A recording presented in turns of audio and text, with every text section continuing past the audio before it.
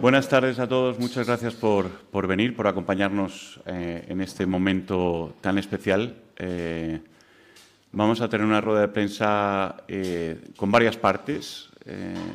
Primeramente vamos a escuchar a Luis Robles, que le tengo aquí a mi izquierda, que acaba de llegar de Cuba, que se ha reservado para poder contaros y explayarse sobre su experiencia y sobre lo que tiene que contarnos a todos. Quiero felicitar que te encuentres en libertad. También hay que entristecerse de que una persona para encontrarse en libertad tenga que coger un avión. Pero bueno, cuéntanos un poco cómo son tus sensaciones y lo que nos quieras transmitir desde aquí. Buenas tardes aquí para todos los presentes. Mi nombre es Luis Robles Elizati, uno de los tantos presos políticos de Cuba, un joven que sin estar vinculado con nada de política, decidió un día expresar lo que sentía como cubano y decidí manifestarme pacíficamente en las calles de La Habana, exigiendo, primero que todo, la libertad para el pueblo, después que no haya más represión en contra de cualquier voz disidente en mi país, y la liberación del rapero contraestatario Denis Solís. Y en consecuencia de eso recibí una condena injusta de 5 años. Cumplí 4 años y medio en prisión severa, donde fui víctima de violaciones, de represión, de persecución, de castigos innumerables, de falta de atención médica. Todo esto siempre, gracias a mi madre, se hizo saber en los medios. Yo también hice denuncia y realmente me hicieron vivir una pesadilla, como si fuera uno de los terroristas más grandes del país, cuando yo lo único que exigí es un derecho que tiene cualquier persona en el mundo a expresar lo que siente sin temor a que lo persigan o tomen algún tipo de represalia contra él. Estoy aquí, gracias a Dios, pude traer a mi hijo, a mi madre. Estoy en libertad. Me siento un poco menos presionado ya que no tengo al gobierno detrás ni diciéndome qué hacer ni qué decir. Y gracias a Dios y a muchas personas que ayudaron y apoyaron todo el tiempo a mi familia, me encuentro hoy aquí en libertad. Y muchas gracias para todas esas personas, muchas gracias por no olvidarse de Cuba, por no olvidarse de los presos políticos. Aún quedan muchos jóvenes en nuestras cárceles sufriendo de persecución, de tortura, y muchos no son conocidos. Yo personalmente conocí a muchos y parte de lo que quiero hacer en libertad es darle voz a esos que allá no la tienen y exigir derechos para el pueblo de Cuba y para esas personas que hoy injustamente siguen cumpliendo condenas con causas parecidas a las mías solamente por expresar una opinión, por alzar su voz solamente, y están cumpliendo condenas. Y queremos darle voz a esas personas y decirle que nadie merece pasar por eso, nadie merece ser perseguido por una manera de pensar o por querer un país diferente, un país con derecho. Y estamos aquí viendo a ver qué nos trae la vida ahora, pero gracias a Dios ya no estamos bajo la tiranía esa que se vive en Cuba. Gracias a todos por el recibimiento que me han dado aquí. Déjame que te haga algunas preguntas que van orientadas a quien no conozca tu caso, pues que lo pueda conocer un poquito mejor. Tú un día, sin ser un activista político, creo que te dedicabas a la informática, arreglabas ordenadores y demás. Exacto. Y te iba bien. Creo que no. Sí. Que alguien para que pueda decir que le iba bien en Cuba es que le iba especialmente bien, porque Realmente Cuba es un desastre para salir adelante.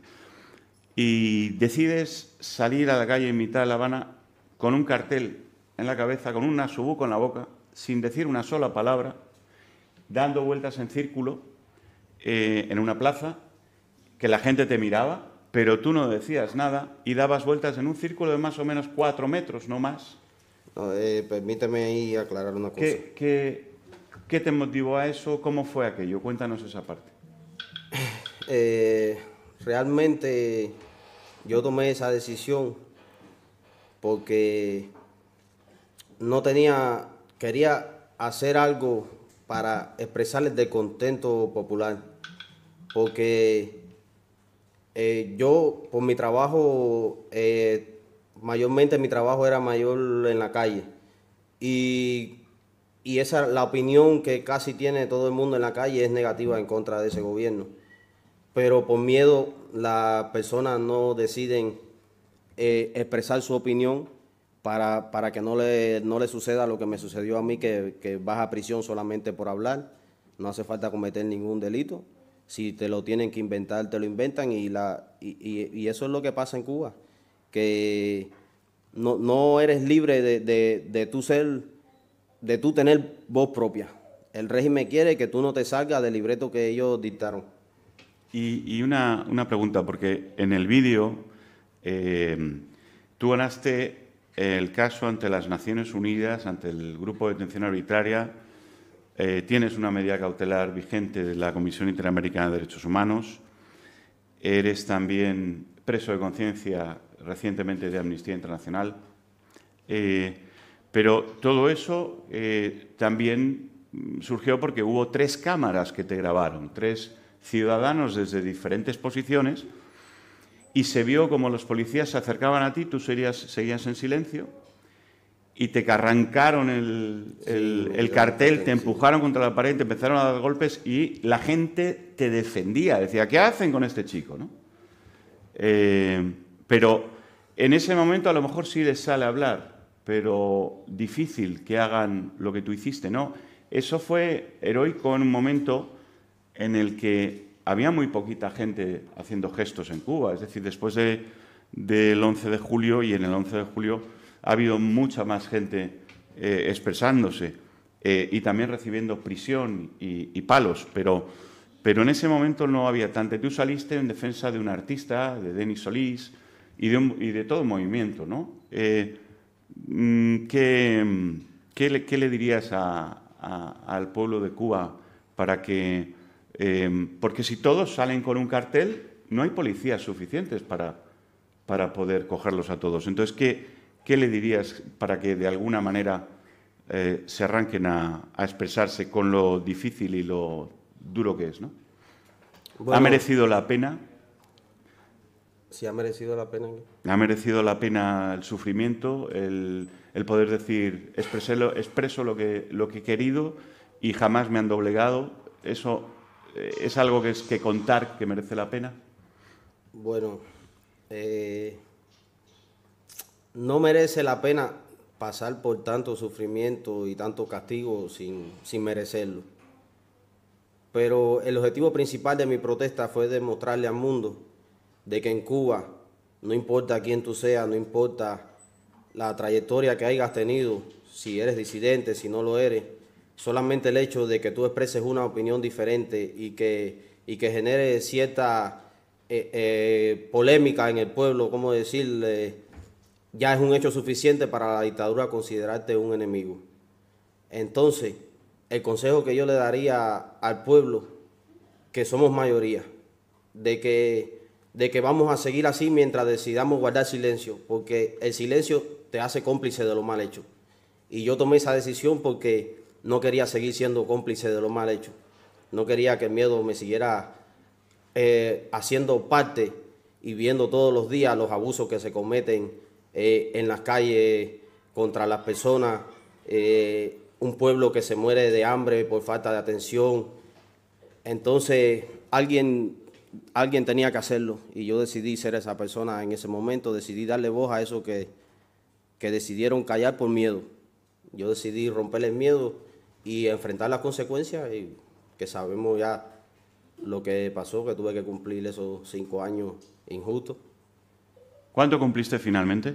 Cumplí 4 años y medio en prisión cerrada y cumplí el otro medio de libertad condicional en la calle. ¿Pero tenías una condena de 4 años y medio? No, de 5 años, una condena de 5 años. 5 años. Y cumplí los 5, pero por cargar un cartelito. Por cargar un cartelito que decía solamente. Free Denis, libertad para los presos políticos. Exacto. Por cargar un ¿Y en cartelito. prisión has pasado aislamientos? Sí, en prisión me ponían en celda de castigo sin haber cometido nada, solamente por castigarme. Me tuvieron separado incluso hasta de las personas para que no tuviera contacto con nadie.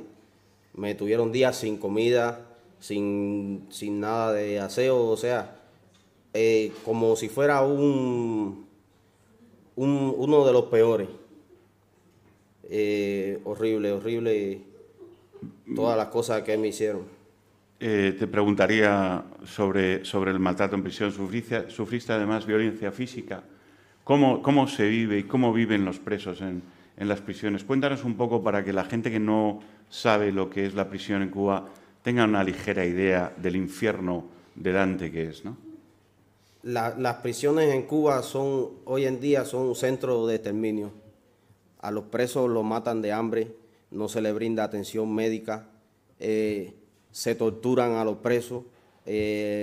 Allí tú no puedes exigir ningún tipo de derecho, constantemente se violan derechos humanos. La tortura es algo normal y el silencio es algo impuesto. Entonces te destruye psicológicamente y físicamente.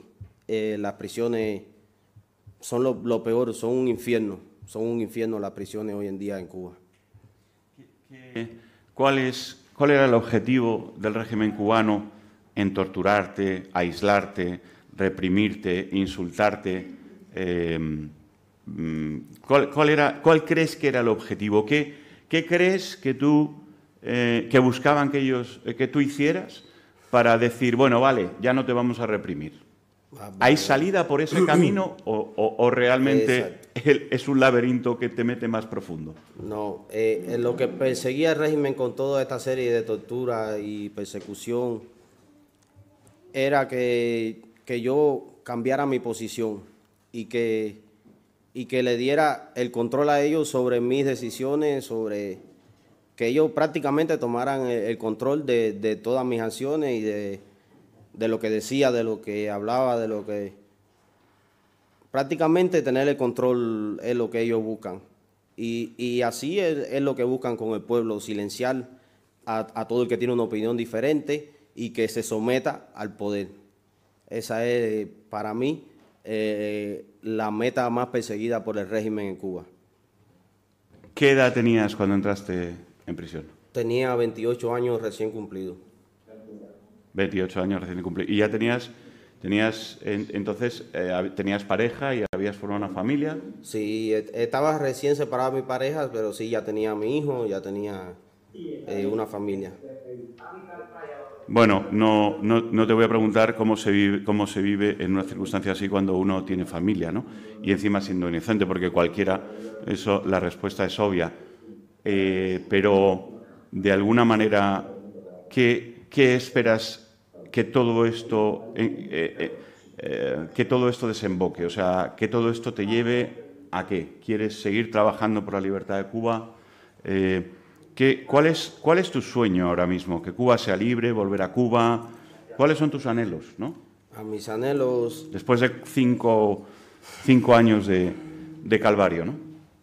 Mi primer anhelo es que no exista más un régimen en Cuba, que ningún cubano sea castigado por tener una opinión diferente, ni tener un proyecto de país diferente al que quiere el régimen. Que desaparezca ese régimen fascista, ya sería mi mayor sueño, y poder volver a mi país y vivir en una tierra próspera donde todos los cubanos podamos construir una vida diferente.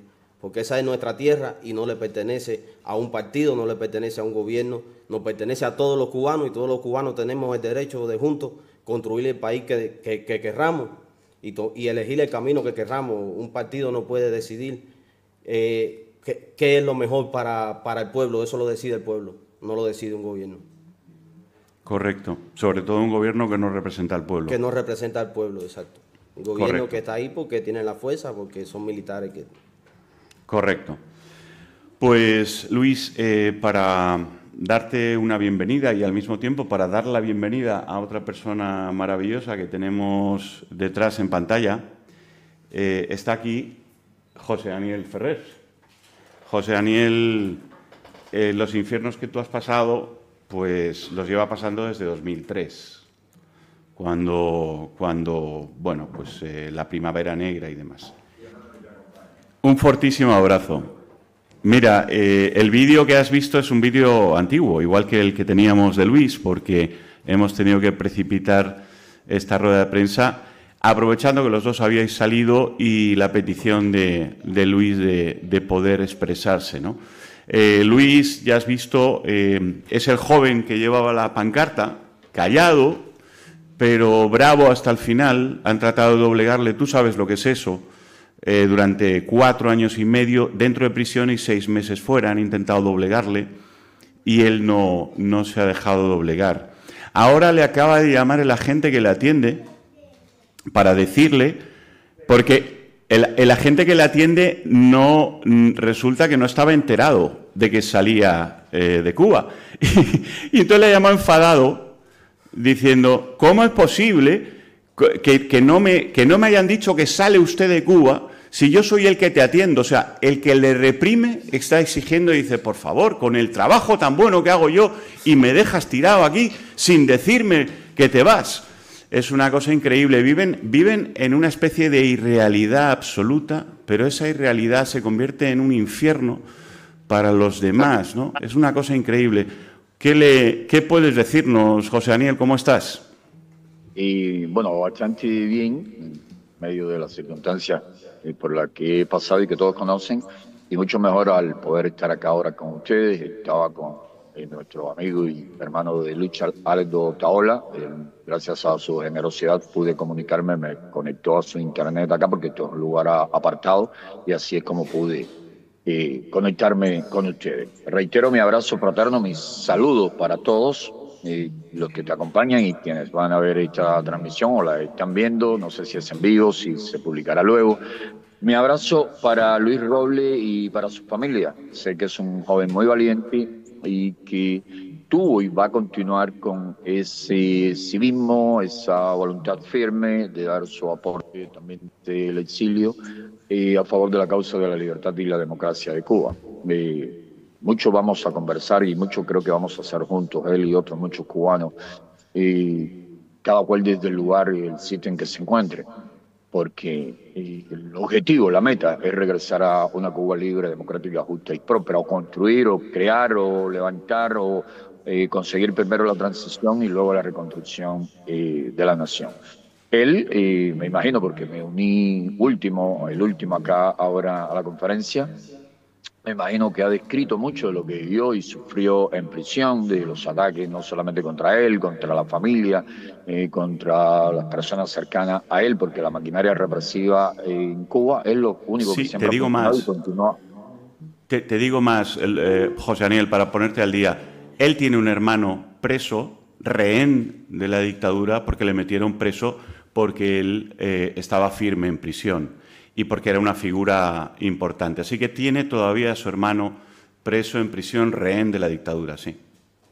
Y esto es muy duro y peligroso porque van a ensañarse contra su hermano para que el hermano o le pida o para que él crea que debe disminuir, bajar su actividad máximo posible para evitar torturas y ataques constantes e excesivos contra su hermano. Eso es uno de los métodos muy usados por la policía política. Son crueles, muy hábiles, muy astutos a la hora de presionar, golpear donde más duele, ¿no? Esa es la realidad.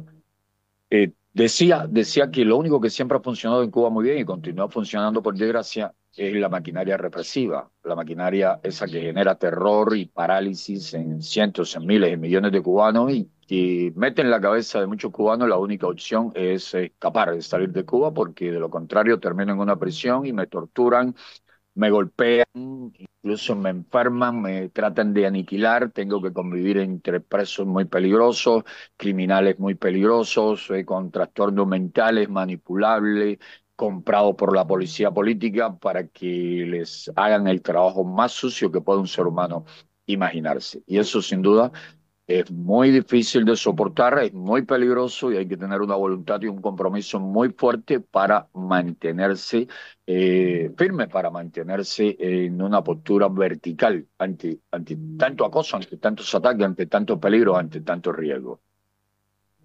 Una cosa que quería comentar. Cuando tú sales, decides salir, por supuesto es una decisión absolutamente meditada y propia. Es decir, que es una decisión a la que has llegado tú.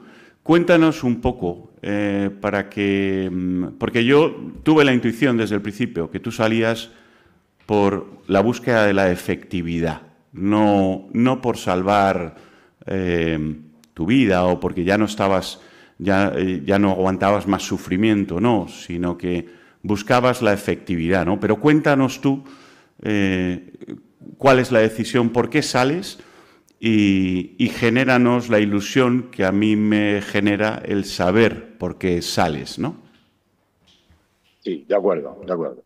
Y vamos, es una combinación de factores. Muchos factores influyeron en esta decisión. Pero comienzo aclarando que todos los golpes, torturas y humillaciones que pusieron en práctica contra mí durante los últimos 5 meses nunca fueron lo que me llevaron a salir del país. Ya de hecho la decisión estaba tomada desde antes de que me aplicasen esa, digamos, intensa y cruel ese intenso y cruel plan de tortura, de golpes y de humillaciones.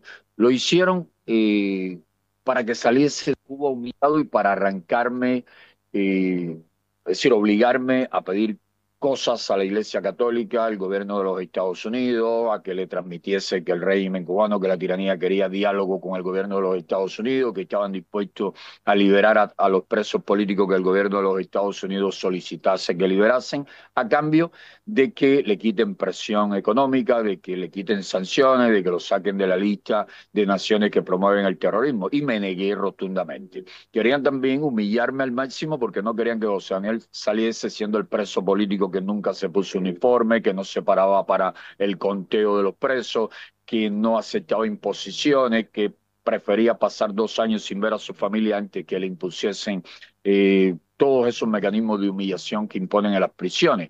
No querían que José Daniel saliese siendo un preso político que nunca ha comido del rancho de la prisión o en muy raras oportunidades lo ha aceptado, que siempre estaba criticando el rancho putrefacto en pésimas condiciones, escasos y pésimos alimentos que a los presos dan. Ellos querían obligarme a pararme en firme, a ponerme el uniforme de preso y a comer esa comida. Al punto que después de 10 días golpeándome, torturándome, haciéndome tragar comida violentamente, tapándome la nariz, introduciéndome los alimentos en la boca, cerrándome la boca, 11 presos comunes sujetándome y dos golpeándome y aplicando todas estas medidas violentas para obligarme a digerir alimentos del penal.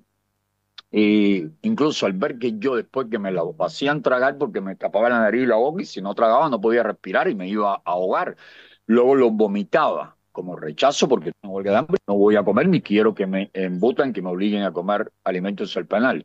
Llegaron a una acción que es la humillación más grande que he recibido en toda mi vida. Llegaron a golpearme dentro de la celda, arrastrarme, ponerme delante de una cámara que está viendo la policía política desde un lugar en Santiago de Cuba, allí inmovilizarme, apretarme por diferentes partes sensibles del cuerpo, taparme la nariz, obligarme a abrir la boca presionándome en esta parte, introducirme un palo sucio que no sé de dónde sacaron como de este diámetro que me dañó la parte alta del paladar, también la garganta, luego acomodarlo cuando yo lo tenía dentro de mi boca, meter un embudo al lado del palo porque ya no podía cerrar la boca con aquel palo introducido e inmovilizado, completamente por 11 presos mientras 2 hacían esto y con un embudo echarme casi un 3/4 de litro de una sopa putrefacta, una sopa que habían hecho con un picadillo que el hedor se sentía a más de 10 metros.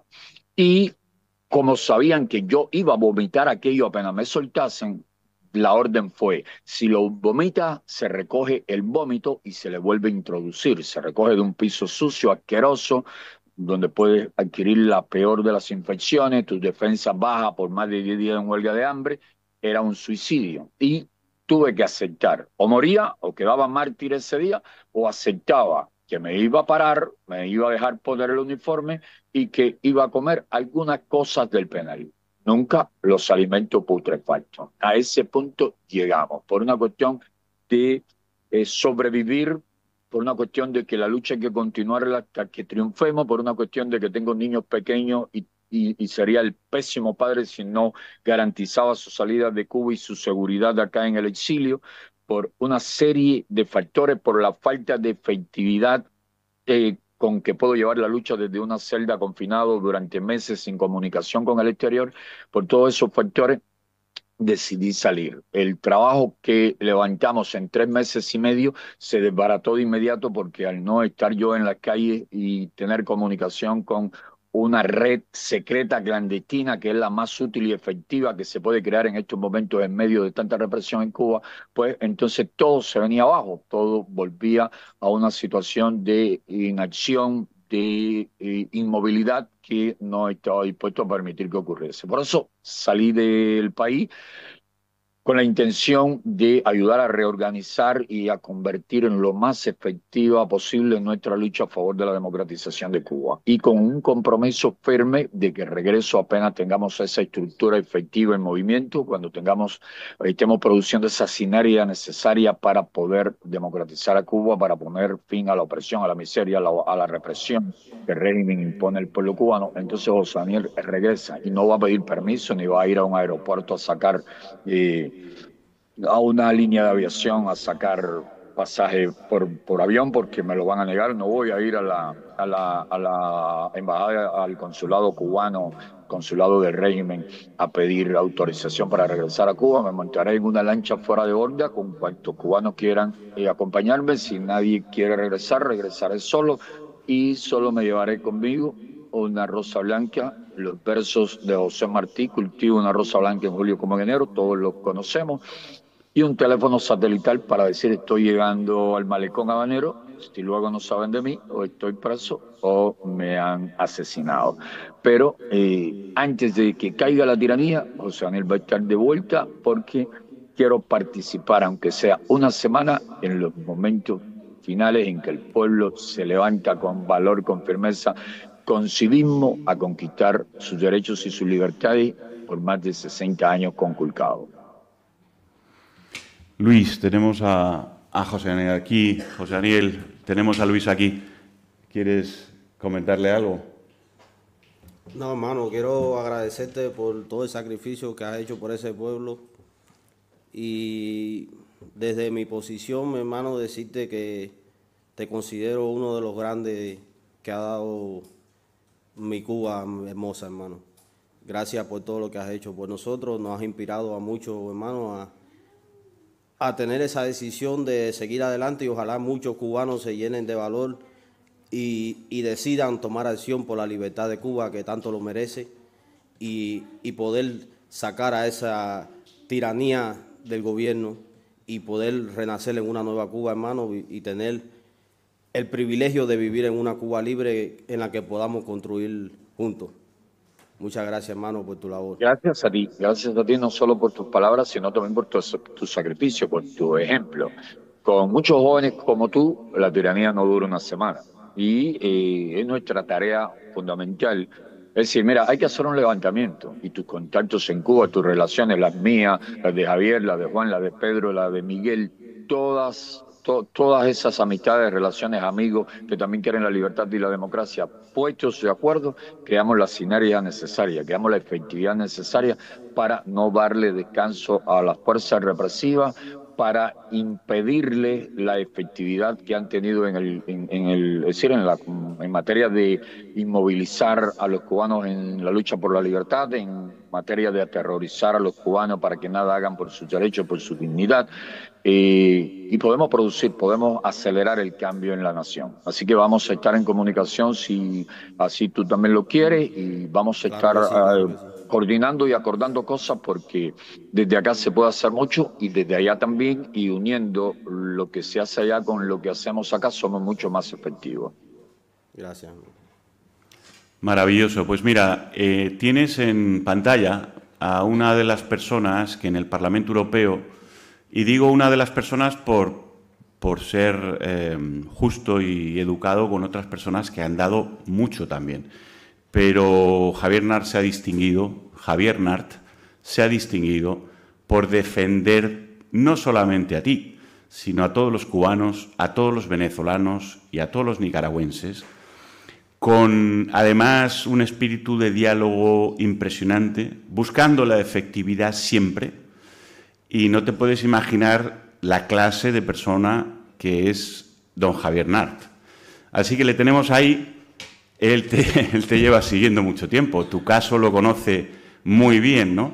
Y es un gran conocedor de la realidad cubana y es una persona socialdemócrata, pero claro, tiene un marchamo de lo que era la socialdemocracia hace unos años en España, que últimamente se está perdiendo, la izquierda, que se está perdiendo un poco, pero él sigue con esa bandera, y con la bandera de la libertad y con la bandera de la solidaridad. Y aquí está contigo, así que Javier, te doy paso para que puedas hablar con José Daniel y con Luis.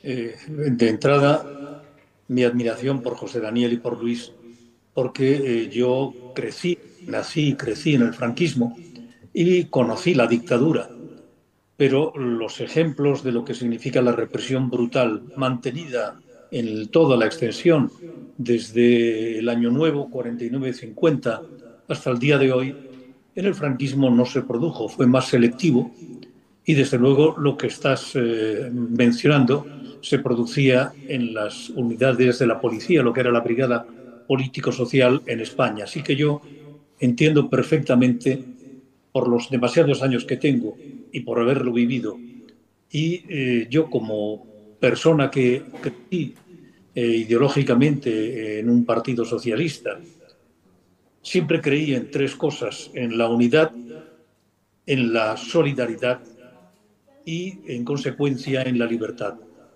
Para mí, la solidaridad significa que todos tienen derecho a vivir en la libertad que yo vivo, y no tengo esa especie de, yo le llamo racismo ideológico, que significa que hay una serie de izquierdistas de pandereta que apoyan el régimen cubano y el régimen venezolano, y ya menos el régimen nicaragüense, que es un régimen realmente patológico, pero que entienden que las condiciones objetivas y el bloqueo norteamericano y la falta de diálogo tiene la culpa. No. Estas personas no permitirían en su finísima piel el que es vivir 10 minutos en la opresión que viven venezolanos, cubanos o nicaragüenses.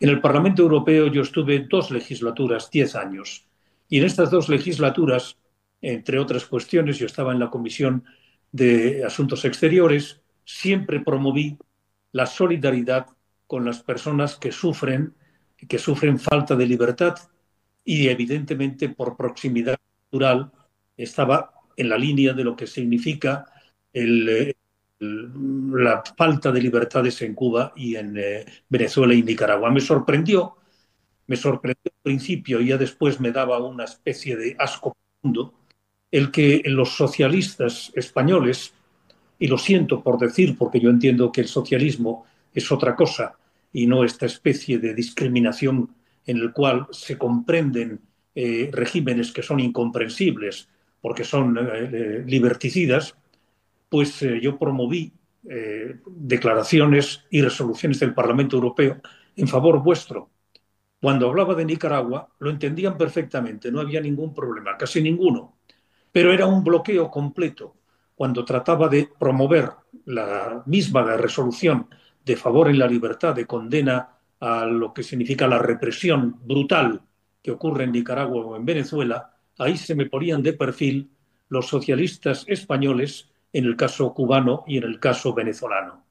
Era absolutamente repugnante, hasta el punto que cuando se producían reuniones entre los diferentes grupos políticos para promover una declaración y en cualquier caso impulsar al gobierno de Europa, a la Comisión Europea, para que actuara en una determinada dirección, que era la dirección de la libertad y la solidaridad, pues sencillamente era imposible. En ocasiones, y bastantes de ellas, concretamente en las últimas, se marchaban y te dejaban solo. Yo, sinceramente, me producía un asco infinito. José Daniel, no sé si quieres decirle algo a Javier, porque has tenido mucha comunicación indirecta a través de mí, de las acciones que iba haciendo Javier. Y bueno, no sé si habéis tenido la oportunidad de veros cara a cara, pero creo que a lo mejor en alguna ocasión de resfilón, ¿no? Sí, no, primeramente quiero saludarle, quiero enviarle un fortísimo y fraterno abrazo, esta vez desde Miami, donde llevo apenas 48 horas. Y a Javier le conocemos muy bien, sabemos que es un hombre honesto, solidario, íntegro, y que es un ejemplo de lo que es la verdadera socialdemocracia. Yo tengo mis criterios políticos, mi ideología política muy bien definida, pero admiro a cualquier persona honesta, ya sea de la izquierda, del centro izquierda, de la derecha, del centro, de la derecha muy cercana al centro, cuando son consecuentes, cuando son sinceros, cuando saben ser solidarios con las víctimas de la represión, con las víctimas de graves violaciones a los derechos humanos, ya la cometa una dictadura de derecha o una dictadura de izquierda, que al final cada una de estas dictaduras tiene sus características, pero en esencia se parece muchísimo. Se parece muchísimo. Son regímenes donde un pequeño grupo de personas o un individuo que se considera una especie de mesías impone su voluntad y a quienes se atreven a disentir, pues le encarcelan, le torturan, le aplastan, le matan, con tal de evitar que su ejemplo se masifique y pongan en riesgo la tiranía, el control total que ejerce esa persona o ese grupo sobre la sociedad.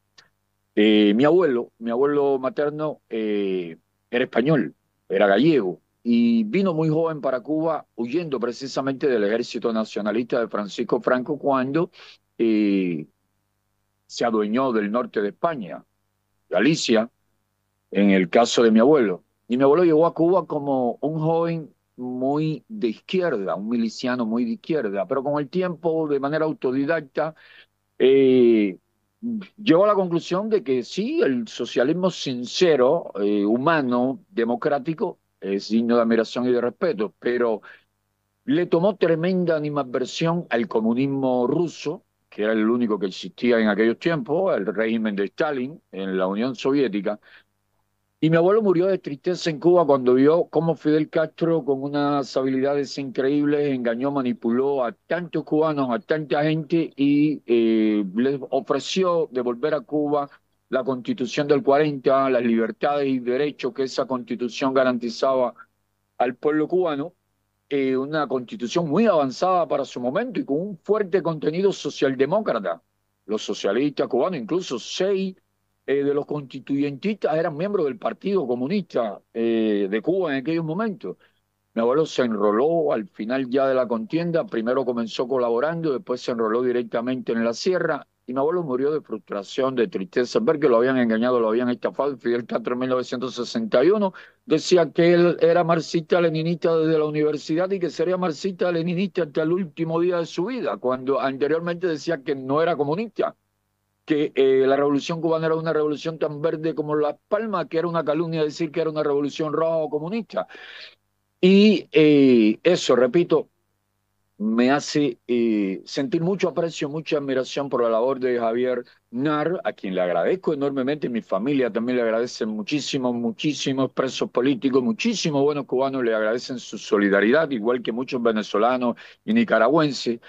Y también a través de él quiero mandar mi abrazo fraterno a los socialdemócratas sinceros que quedan por España y por Europa y que son conscientes, como Javier, o que deben seguir el ejemplo de Javier a la hora de entender de que no se pueden justificar los crímenes de la extrema izquierda, como tampoco son justificables los crímenes de las dictaduras de extrema derecha que puedan haber existido, que puedan montarse en un momento dado en cualquiera de nuestras naciones en el mundo iberoamericano. Gracias, Javier, de todo corazón. Muchísimas gracias a ti, a todos los políticos españoles, a los que han sido, son eurodiputados y europeos en general, por su apoyo, por su solidaridad. Si el régimen no nos ha eliminado físicamente, no nos ha matado, nos ha asesinado a muchos de nosotros, tiene que ver muchísimo con esa importantísima solidaridad. Por favor, no se cansen nunca, no se cansen nunca de alzar su voz solidaria a favor de las víctimas del régimen cubano. No importa si es un opositor liberal, un opositor conservador, un opositor de izquierda, un opositor socialdemócrata. La cuestión es que hay una tiranía que no respeta a nadie, ni a los socialdemócratas cubanos, como es el caso de Manuel Cuesta Morúa, o ha sido el caso de Vladimiro Roca, hijo del líder comunista Blas Roca Calderío. A todos los ha llevado a prisión, a todos los socialdemócratas que han alzado su voz a favor de los derechos humanos en Cuba, o con su propuesta socialdemócrata los ha encarcelado, a muchos los ha forzado al exilio, los ha aplastado. El régimen no solamente es enemigo de liberales o conservadores o de cualquier ciudadano que no tenga ni ideología política, ni sepa de derecha, de centro, de izquierda, ni de nada de esas cuestiones, pero quiere que le respeten sus derechos, quiere tener que comer, quiere tener transporte de salud pública que funcione, que en Cuba nada funciona, solo la represión, quiere vivir una vida digna como ser humano. Y el régimen lo pisotea, lo mantiene en la más profunda miseria, culpa al embargo, pero todos los dirigentes del régimen, en su inmensa mayoría, Cuba tiene el mayor porciento de dirigentes obesos en el planeta. Hay que verlos nada más, los bien alimentados que están. No me puedes decir, no me puedes culpar al bloqueo, al embargo, de que el pueblo está pasando hambre por esa política del gobierno de los Estados Unidos, porque ustedes están muy bien alimentados. Aquí no dicen que todos somos iguales y tenemos iguales derechos. Bueno, vamos a compartir eso que a ti te sobra con el pueblo que carece de alimentos necesarios. Mi rostro siempre ha demostrado que yo como en mi casa cuando estaba en Santiago de Cuba en libertad. Las pocas veces que he estado en libertad en los últimos tiempos, yo como lo que le ofrezco a los vulnerables, a los indigentes, a las personas que van en busca de ayuda conmigo, porque tengo que predicar con el ejemplo, ¿no? Y el embargo estadounidense, que no es el tema de discusión acá, está justificado porque al régimen, incluso con la política de Barack Obama, le dieron la oportunidad de comenzar un diálogo, pero no quisieron dar nada a cambio, no pararon con la represión, más bien la continuaron. Y a quienes más trataron de aplastar fue a quienes aplaudimos la política de Obama hacia Cuba de acercamiento, con la mejor de las intenciones, a ver si reflexionaban y comprendían que sí era muy positivo que hubiese un diálogo, un entendimiento, que el embargo desapareciese, pero sobre todo debía desaparecer el embargo, el bloqueo que la tiranía tiene sobre los derechos y libertades fundamentales de los cubanos, porque no pueden pedir que le levanten sanciones cuando ellos son quienes más sanciones y medidas arbitrarias tienen contra todo un pueblo. Eso es una realidad. Y el régimen ha demostrado, el régimen, la esencia misma del régimen, ha dejado bien en claro que políticas como la que la Unión Europea mantiene hacia el régimen en los últimos tiempos no favorecen en nada al pueblo cubano ni ayudan en nada al pueblo cubano.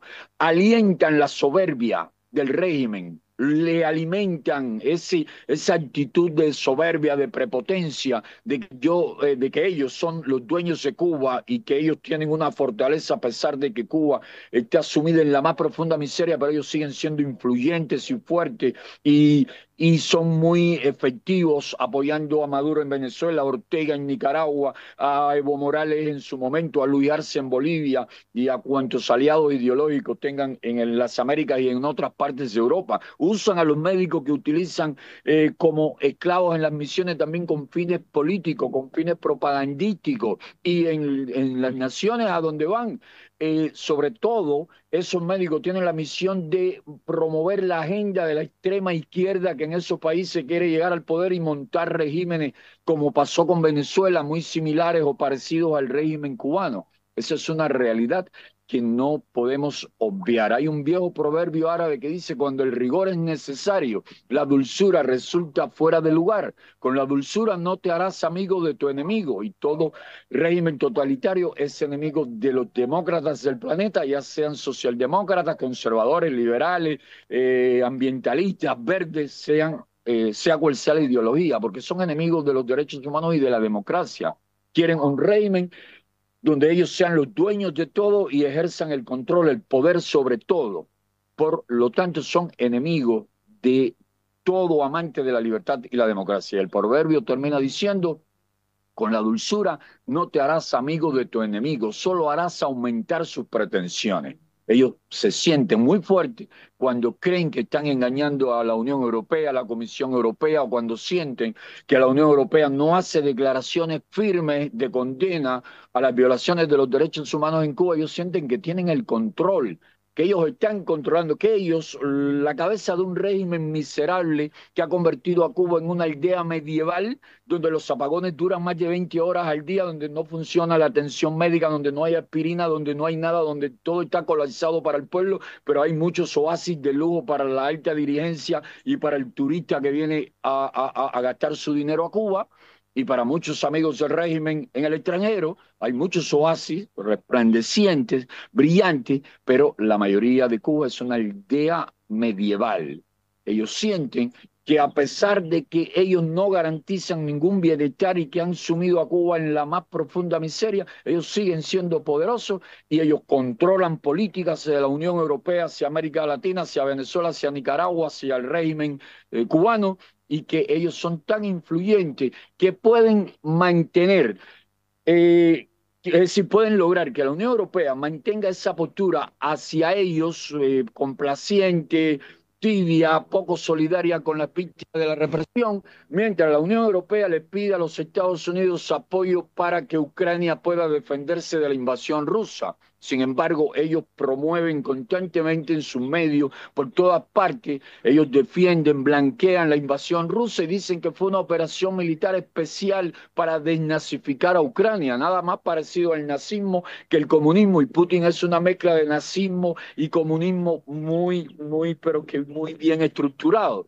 Y ellos incluso han facilitado el envío de decenas, centenares, ya me hablan de miles de cubanos para funcionar, trabajar, proyectarse como mercenarios rusos a favor de Rusia en la guerra contra Ucrania.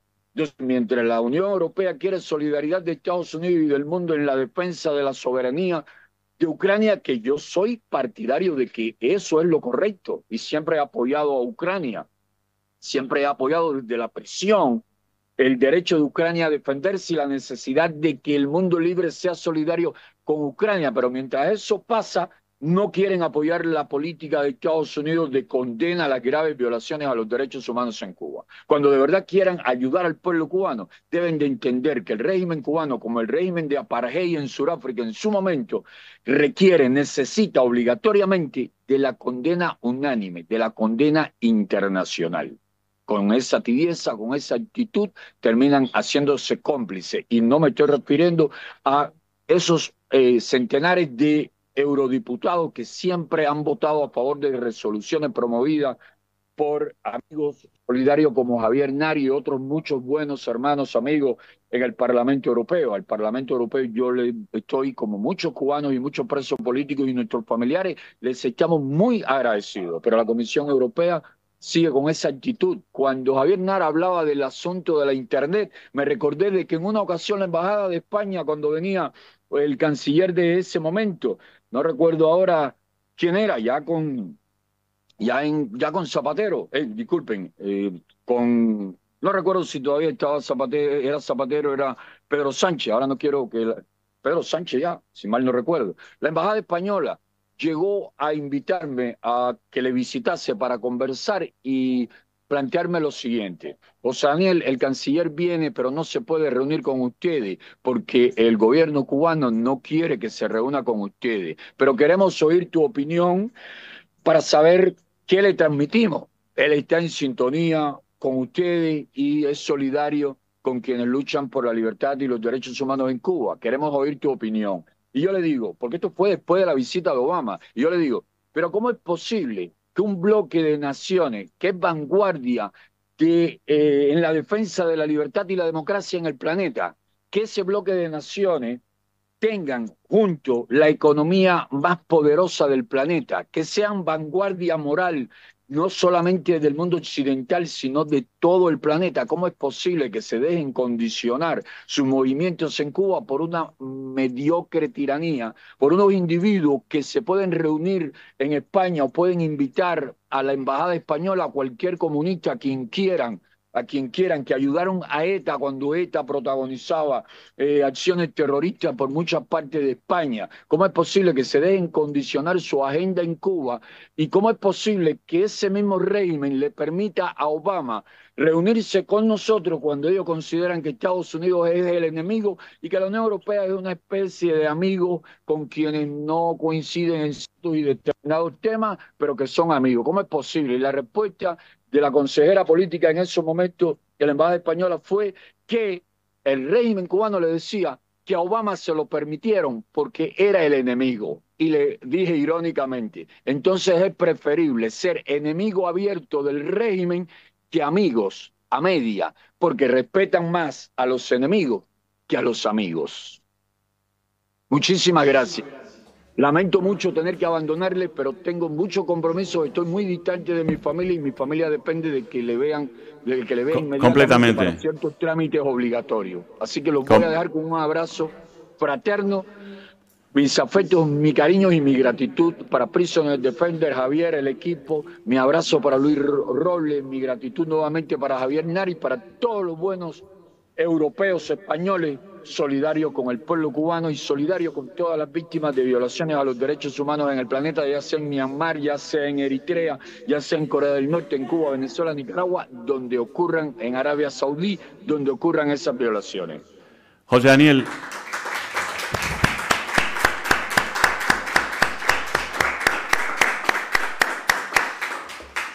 Antes de que te vayas, has suscitado que varias personas varios periodistas quieran hacerte alguna pregunta. ¿Tienes un momento para poder responderlas o te tienes que ir corriendo? No me puedo negar. Me lo pides tú y es prensa objetiva, verás, serio, no me puedo negar. Gracias, José Daniel. A ustedes. No, pero creo que estaba ahí primero. Es para cualquiera que quiera contestarlo. Parte de cómo se sustenta el régimen es la propaganda. Y creo que en esa propaganda está el turismo. El año pasado España fue el quinto país que más turistas envió a Cuba. ¿Cómo valoran ustedes este hecho de que se vaya a hacer ese turismo de miseria quizás, o que están en esos oasis, teniendo en cuenta que es un dinero que termina también en manos del régimen? Muchas gracias. ¿Es una pregunta específica para José Daniel o...? Si me permiten, por la cuestión que tengo con el tiempo, me gustaría decir algo sobre ello. Muy bien. Si el turista viene no solamente a disfrutar del clima cubano, de sus playas, de la hospitalidad del cubano que todavía sobrevive en medio de situaciones tan extremas, pero a la vez viene a solidarizarse con el pueblo que sufre, es válida su visita. El régimen va a recibir dinero, pero va a haber una inyección de aliento solidario con los activistas, las damas de blanco, el pueblo que sufre. Pero si el turista solo viene en busca de placer, a disfrutar de vacaciones, en busca de relaciones, incluso sexuales, algo que ocurre mucho, ¿no?, con el turismo que viene a Cuba, es vergonzoso. Es vergonzoso venir a regalar el dinero que se gana en libertad y en democracia, trabajando donde existen derechos laborales, derecho a sindicalizarse libremente, Y no estoy diciendo que Europa sea un paraíso, que la democracia sea no tenga defectos. No, no, el mundo es lucha constante por derechos, por bienestar, por mejores condiciones laborales, por mayor dignidad, por mayor decoro. Es una lucha constante. Nada, ninguna sociedad es perfecta, pero las más imperfectas son las dictaduras, sean de derecha o de izquierda, y dictaduras como las cubanas son horrendas. Entonces, venir acá, desentenderse de la realidad que vive Cuba, no tener un gesto de visitar a las damas de blanco, al familiar de un preso político, que el turista puede hacerlo, le pueden llamar la atención, le pueden decir que eso está mal, que aquí no se tolera, no se permite, pero no lo van a desaparecer, ni lo van a encarcelar, ni lo van a torturar como sí se le hace al cubano. Venir y hacerse cómplice de la tiranía o dedicarse incluso a promover y darle promoción, hacer propaganda a favor del régimen, como también hacen mucho, eso verdaderamente es penoso, es lamentable. Por lo tanto, la respuesta es esa. Depende a qué vienes a Cuba, depende cuáles son tus intenciones cuando llegas a territorio nacional, cuál es tu sentir. Hacerse cómplice de la dictadura y regalarle o facilitarle dinero para que engrasen y consoliden y mantengan su propaganda y su maquinaria represiva, las dos cosas que mejor funcionan en Cuba, porque no hay aspirina, no hay paracetamol, no hay sales de rehidratación oral, no hay cómo hacerle un ultrasonido o rayos X a un enfermo, pero si hay 200 carros, no hay ambulancia, pero hay 200 carros para reprimir una manifestación en menos de 15 segundos. Correcto, correcto. Así es. Muchas gracias, José Daniel. Te dejo que te vayas porque te veo y tienes que estar muy agobiado porque estos días son intensísimos para ti y para tu familia. Muchísimas gracias por estar con nosotros y te mandamos un abrazo. Bueno, Luis. Bueno, hermano, un abrazo y continuamos en contacto. Muchas bendiciones para tu familia y vamos a seguir luchando por lograr una Cuba en democracia, una Cuba libre de dictadura, de fascismo y de persecución contra el mismo pueblo cubano. Abrazo, mi hermano. Abrazo y seguimos en contacto. Los quiero y les agradezco muchísimo. Javier Nar, abrazo fraterno. Cuéntanos, Indra, que tú has sido una heroína en todo esto, porque además cuando empezó toda esta odisea, tú no estabas, digamos, tú no dijiste, no, esta es mi lucha. No, a ti te ha venido sobrevenida y has tenido que ir adaptando la imagen que tenías de tu gobierno hasta darte cuenta que estabas trabajando o estabas bajo el yugo de una banda criminal, ¿no? Cuéntanos un poco lo que quieras comentarnos acerca de toda tu experiencia. Buenas tardes, me llamo Indra Lizasti Jardine, madre de aquí presente Luis Robles Lizasti. Desde el momento que mi hijo Landis, que es mi segundo hijo, el que comenzó toda la campaña por la liberación o a exigir la liberación de Luis, mi vida cambió totalmente, como bien dice Javier. De cierta manera estuve vinculada a la política porque ejercía un trabajo que dependía netamente del gobierno, del partido. Trabajaba en vivienda, donde atendía programas para el gobierno muy importantes. Eran programas que llevaban financiamiento y eran muy seguidos y muy controlados por el gobierno. Muchas veces se acercaron a mí los militantes del partido para hacerme miembro de su partido. Nunca acepté porque siempre me consideré una persona liberal. Siempre traté de ser dueña de mis decisiones y de mis actos. Creí en ese momento o en esa etapa que tenía ese derecho. Quizás sí tenía ese derecho. Pero con toda la situación de Luis que fui conociendo, la política sucia de Cuba, porque hoy tengo que decirlo así, me di cuenta de que siempre he sido una prisionera más, o fui una prisionera más, que tenía que cumplir órdenes, que en un momento determinado tuve que levantar las manos para apoyar algo que a lo mejor hoy me arrepiento a través del recorrido del injusto encarcelamiento de Luis, Pero bueno, gracias a Dios, porque todo lo que Dios permite en nuestras vidas es con un propósito. Gracias a Dios que Luis, que siempre, déjeme decirle, demostró ser una persona rebelde desde chiquito. Él decía por ahí, y si usted no lo dejaba coger por ahí, él se aferraba, se escondía, se nos perdía, porque nuestra casa de allá de Guantánamo Oriente, porque somos de Guantánamo, tenía un patio muy grande y él se nos escondía por allá y se pasaba horas perdido, pero era porque no hacíamos lo que él quería que hiciéramos.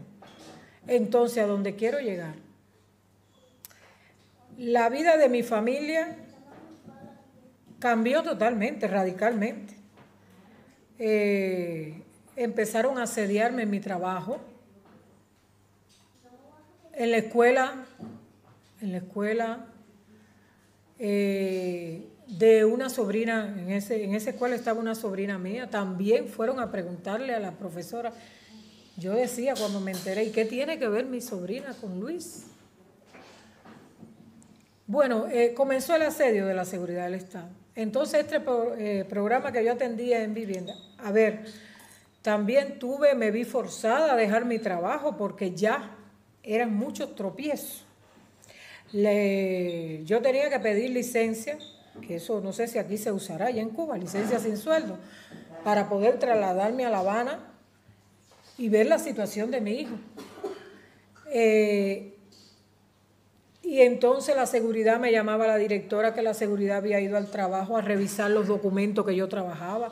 Era como buscando una arista para culparme. Figúrese usted, yo trabajaba con el presupuesto del Estado y ellos estaban buscando una arista para tener un motivo, para quizás hasta también encarcelarme a mí también.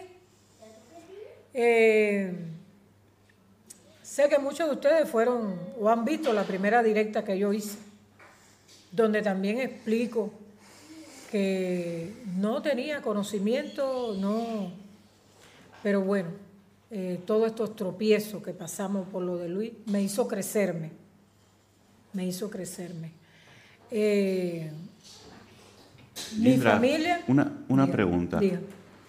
¿Crees que el ser más consciente de lo que vivías y tu realidad te ha enriquecido de alguna manera, te ha abierto la mente como cuando los niños pequeños van despertando a una realidad? ¿Crees que has tenido un proceso similar de despertar?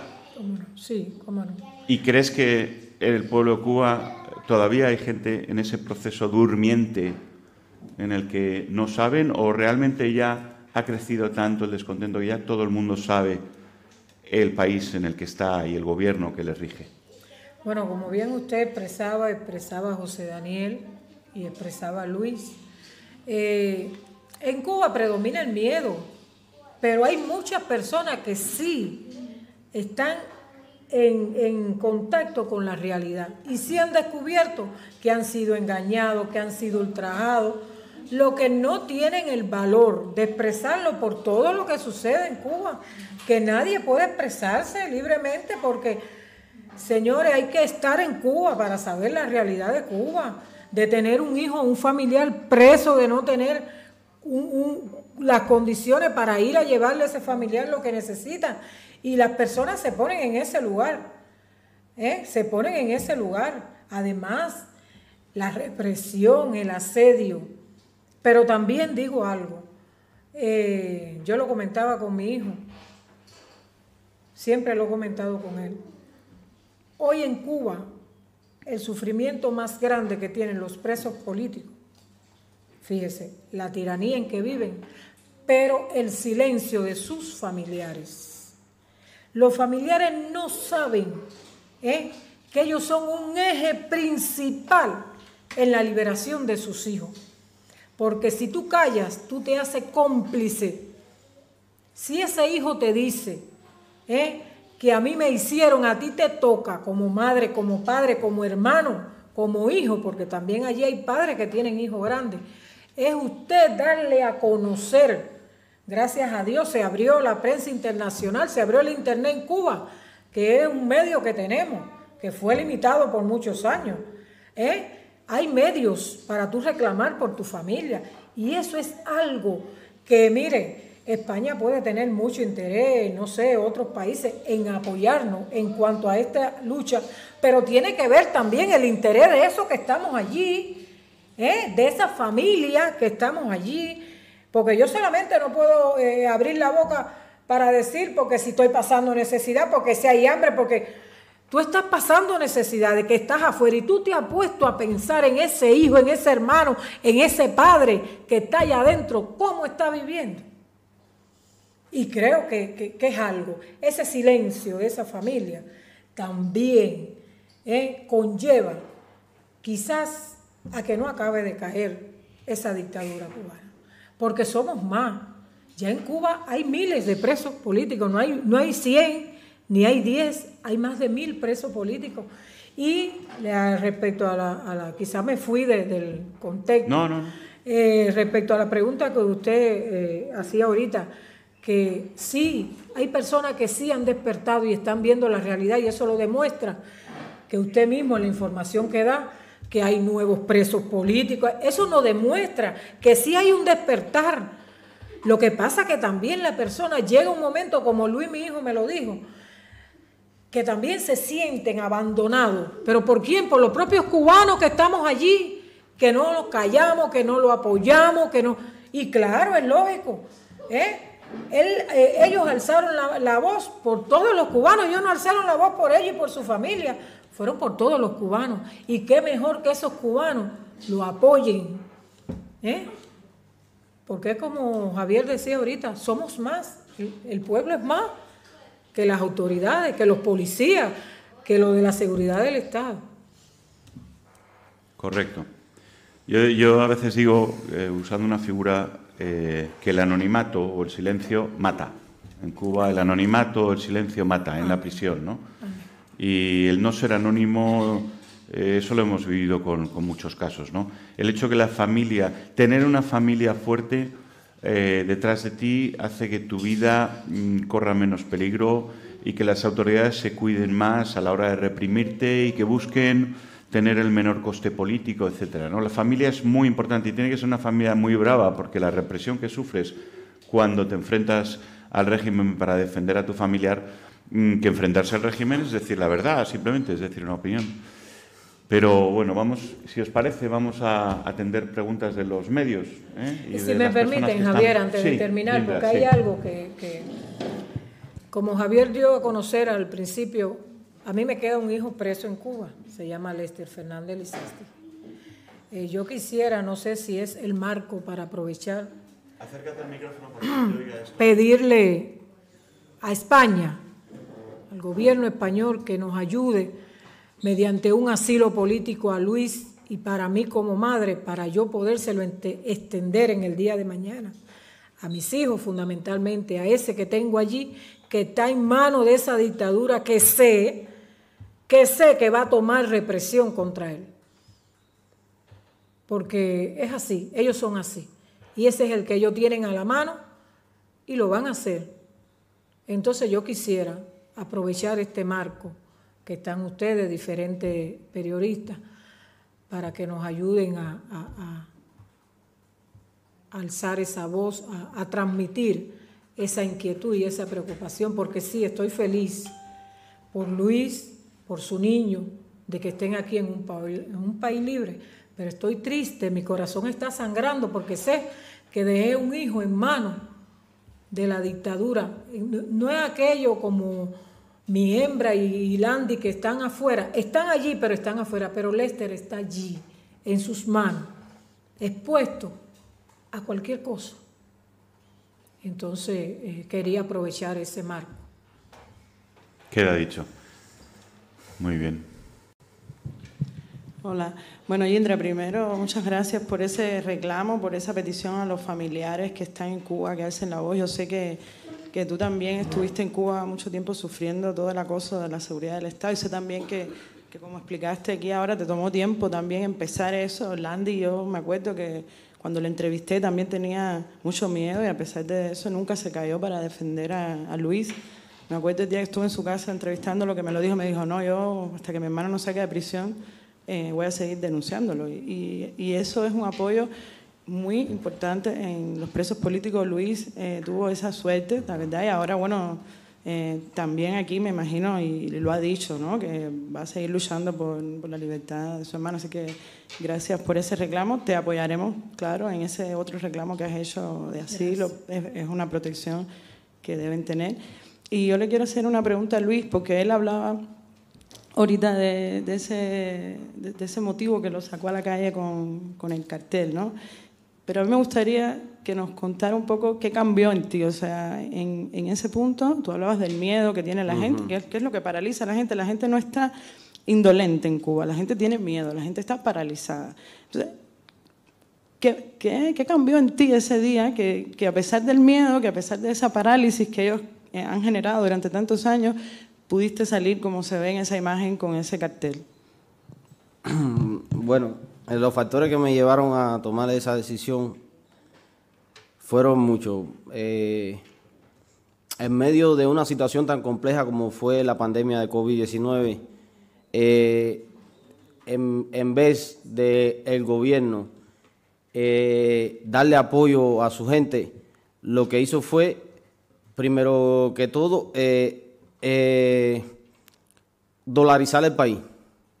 Primero que todo, eso, un pueblo que no tiene de dónde agarrarse, que no tiene manera de respirar, que pasa trabajo apenas para poder sobrevivir con un salario en Cuba, ¿cómo tú le vas a vender algo tan básico como el alimento en otra moneda, en una moneda que no se cobra en tu país? Entonces tú lo que estás es obligando a esas personas a tener más miseria o a tener que inventar alguna manera de tratar de sobrevivir. Aparte de eso, me motivó mucho lo del 27N, que muchos jóvenes, eso me llegó, muchos jóvenes vi ahí reunidos alzando la voz, pidiendo libertad de expresión, pidiendo que se respetara la voz de la juventud en Cuba, porque la juventud en Cuba no tiene voz. De hecho, en Cuba la única voz que es permitida es la del gobierno, la de la dictadura. Ellos son los únicos que están autorizados a imponer lo que piensan y hay que aplaudirlo, hay que aceptarlo. Entonces, al ver que los jóvenes, que se irrespetó porque se reprimió a los jóvenes, incluso le echaron gases lacrimógenos, y muchos eran jóvenes que son jóvenes universitarios, jóvenes artistas. Es un irrespeto total que hay en las instituciones a la misma voz del estudiantado cubano, de los jóvenes en Cuba. Entonces, si un gobierno no respeta a sus jóvenes, ¿qué futuro puede tener ese país? ¿Qué futuro podemos esperar para nuestros hijos, nuestros hermanos? Si un país que no le da voz a su misma juventud, que es el relevo de cualquier gobierno, de cualquier... Entonces, es un país que está destinado al fracaso.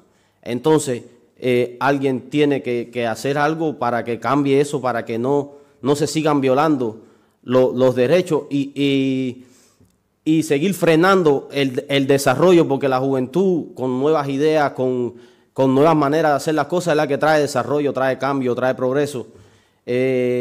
Si no se promueve eso, el país está destinado al fracaso. Entonces, ¿qué esperanza de vida puede tener un joven en un país que no escucha ni a sus propios estudiantes, ni a sus propios jóvenes? ¿Qué se puede esperar? Entonces, algo tiene que ocurrir, algo tiene que pasar para que no sigan pasando este tipo de cosas y que los jóvenes tengan derecho, de que cada cubano tenga derecho a luchar por el país que quiere y el país que sueña.